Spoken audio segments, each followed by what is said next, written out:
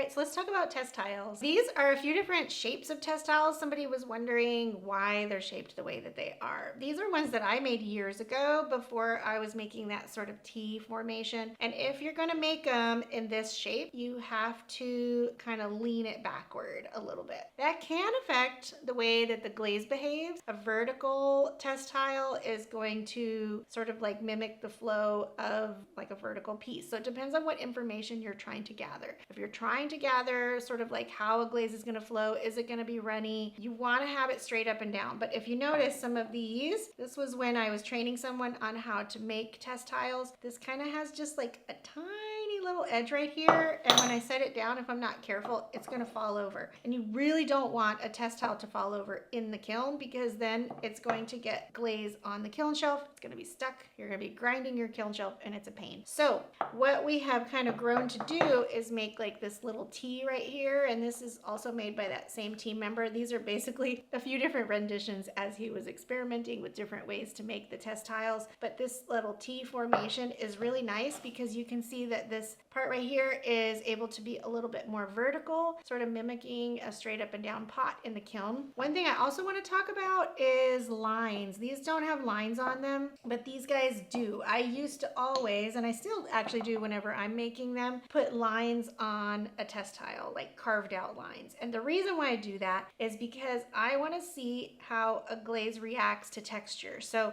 whenever somebody is going to be glazing something they did a lot of carving on, it's really important to choose a glaze that reacts well to texture and doesn't just fill it in and make it where you can't even see that there was texture there in the first place. So I don't actually have, well, like this guy right here is a good example of that. Like you wouldn't want to spend hours carving a piece and then apply a glaze like this because it pretty much fills it in. Like, yes, it's still there, but it's very subtle and it's not worth all the hours of work that you spent on all of your carving. I also wanted to talk about these little bowls. We do this in the studio. I've made a bunch of little bowls that sort of stack inside of each other, and that's usually whenever we have a solid color of glaze. We like to show off all of our glazes. It's just a single dip of whatever glaze it is we have in the studio that people can see how it looks on a real pot, because a lot of times a test tile is really difficult to know if you're gonna like a glaze. When you see it on a real pot, you see how it like flows, what it does in thin spots, you know, what it looks like when it's thick or thin, when there's a drip or things like that. So these guys right here are great for when we're testing out a new glaze to see if we're going to make it, or we have a bunch of them in the studio where we demonstrate what it looks like when you layer different colors together so that people can determine if they want to kind of mix and match some coloring on their pots.